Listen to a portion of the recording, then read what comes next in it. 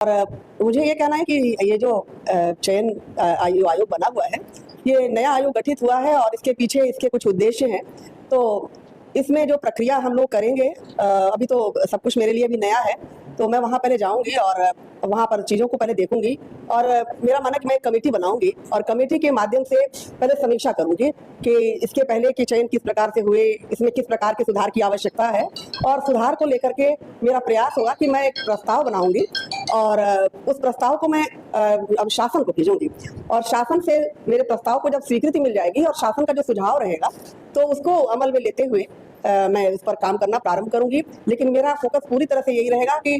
किस प्रकार से पारदर्शिता को बनाए रखा जाए, कैसे शुचिता को बनाए रखा जाए और जो भी नियुक्तियां होंगी वो बेस्ट सिलेक्शन होंगे वहाँ पे। और इस बात का मैं विशेष ध्यान रखूंगी कि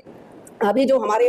टीचर्स आएंगे वो वर्तमान समय को देखते हुए वो टेक्निकली, जिसको कहते हैं कि वो फ्रेंडली हो, टेक्निकल ज्ञान उनको हो, आर्टिफिशियल इंटेलिजेंस का ज्ञान हो। तो इस तरह से हम चाहेंगे कि अभी जब हमारे अब शिक्षकों की नियुक्ति हो पूरी तरह से समय के अनुकूल हो, क्योंकि आजकल हम देख रहे हैं कि शिक्षक से अधिक विद्यार्थी सजग है। तो जब तक हम बेस्ट का चयन नहीं करेंगे तब तक हम शिक्षा व्यवस्था में सुधार नहीं ला पाएंगे। तो दो बातें मेरी, एक तो शुचिता को बनाए रखना और दूसरा बेस्ट का सिलेक्शन करना। मैम, एक टीजी हो गया, पीटी भर्ती होती है, पीटीसी कई बार उस पर आपका क्या विचार है? देखिए, सारी नियुक्तियां ये शिक्षण जगत से ही संबंधित है और उसमें भी चूंकि हमारी तो नींव ही है बेसिक शिक्षा और जब वहीं से हम अच्छे टीचर्स का सिलेक्शन करेंगे तभी हम अच्छे विद्यार्थी भी दे पाएंगे। तो वर्तमान समय में विद्यार्थियों को देखते हुए, अपने संस्थाओं की आवश्यकता को देखते हुए हम बेसिक शिक्षा से लेकर के और माध्यमिक और उच्चतर शिक्षा में हम बेस्ट देने का प्रयास करेंगे। मैम, रिटायर्ड ज्यादा लोग हुए, रिटायर्ड ज्यादा हो गए, बच्चों की संख्या बढ़ रही है, अध्यापक और कर्मचारियों की समस्या से हर संस्थान जूझ रहे हैं। ऐसे में इस समस्या निदान के लिए आपका क्या नजरिया है? देखिए, मैंने अभी बताया आपको कि अभी चूंकि आयोग नए प्रकार से गठित हुआ है और पहली उसकी अध्यक्ष के रूप में मुझे जो जिम्मेदारी मिली है, तो मैं पहले से ही बहुत कुछ अभी नहीं कह पाने की स्थिति में हूँ। इतना है कि पहले मैं वहाँ ज्वाइन कर लेती हूँ और ज्वाइन करने के बाद जब स्थिति का आकलन कर लूंगी तो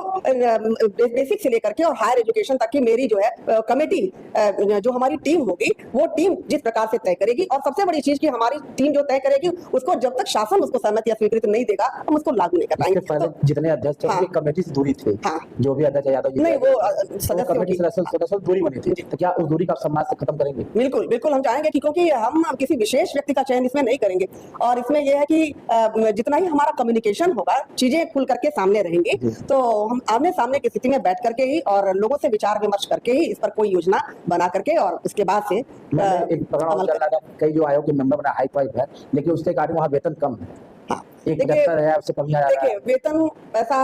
अपनी जगह है और प्रतिष्ठा, सम्मान और हमारा जो देश के भविष्य है, हमारे बच्चे हैं और बच्चों को बनाने वाले हमारे शिक्षक हैं। तो अगर हम वेतन पे न जा करके हम थोड़ा सा यही करें कि हम कुछ समाज को दे सकें, पारदर्शी रूप से हम अच्छे शिक्षक दे सकें, तो जो समाज में सुधार ला सकें, बच्चों का विकास कर सकें, तो वहाँ वेतन मायने नहीं रखता, क्योंकि वहाँ जो भी जाएगा इन सब स्थितियों का आकलन करने के बाद ही जा रहा है। तो ऐसा नहीं कि वहाँ जाने के बाद से हमें पता चलेगा और निर्णय हमारा बदलेगा। तो ये सब कुछ सोच करके ही हमने भी कदम बढ़ाया है कि पैसा ही महत्वपूर्ण नहीं होता है और हमारे लिए समाज और देश महत्वपूर्ण है।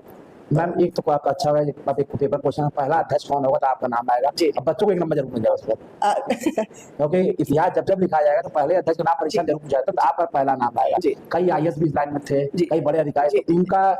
उनको पछाड़ के आपका नाम आएगा। इस बारे में यही कहना है कि देखिए, किसी भी विश्वविद्यालय या शिक्षण संस्था या हायर एजुकेशन को जितनी अच्छी तरह से कोई शिक्षक समझ सकता है और उसकी व्यवस्था को, चाहे शिक्षण व्यवस्था हो, व्यक्तित्व विकास को हो, तो और मैनेजमेंट की भी बात जहां तक है, तो जहां तक एक शिक्षक इस बात को समझ सकता है, मेरे ख्याल से शायद एक IAS या प्रशासनिक अधिकारी केवल प्रशासन तो कर सकता है, लेकिन ओवरऑल जो देखने की बात होती है वो शिक्षक बेहतर ढंग से समझ सकता है। तो जो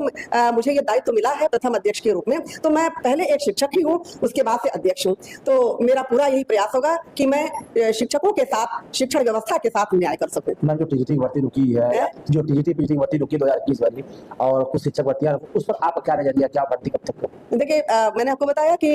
ये प्राथमिकता में है, क्योंकि अभी तक जितना भी विलंब हुआ, मेरे हिसाब से शासन का भी यही प्रयास है कि जल्दी से जल्दी, देखिए पिछले सप्ताह ही इसके साक्षात्कार हुए और 5-6 दिन में ही रिजल्ट आने का मतलब क्या है कि यह है कि शासन की भी मंशा है कि जल्दी से जल्दी इस कार्य कार्य को प्रारंभ किया जाए। तो वहां जाने के बाद मेरी तुरंत की प्राथमिकता होगी कि जो इस तरह के कार्य रुके हुए हैं उनको प्रारंभ कर दिया जाए। अच्छा मैम, ये भी देखा जाता है कुछ शिक्षक दोस्त की तरफ पेश नहीं आते स्टूडेंट, उस पर क्या कहना चाहिए? दोस्त की तरह जी। देखिए, शिक्षक जो है अंदर से तो दोस्त की तरह होता है, लेकिन ऊपर से उसे एक अनुशासनात्मक व्यवस्था भी प्रदर्शित करनी होती है, क्योंकि शिक्षकों के हाथ में ही अनुशासन है। अगर हम सबसे दोस्त की तरह से बात करने लगेंगे तो बच्चों में भी अनुशासन नहीं रहेगा और हम अपने जो हमारा लक्ष्य है उसमें हम सफल नहीं हो पाएंगे। तो शिक्षक और विद्यार्थी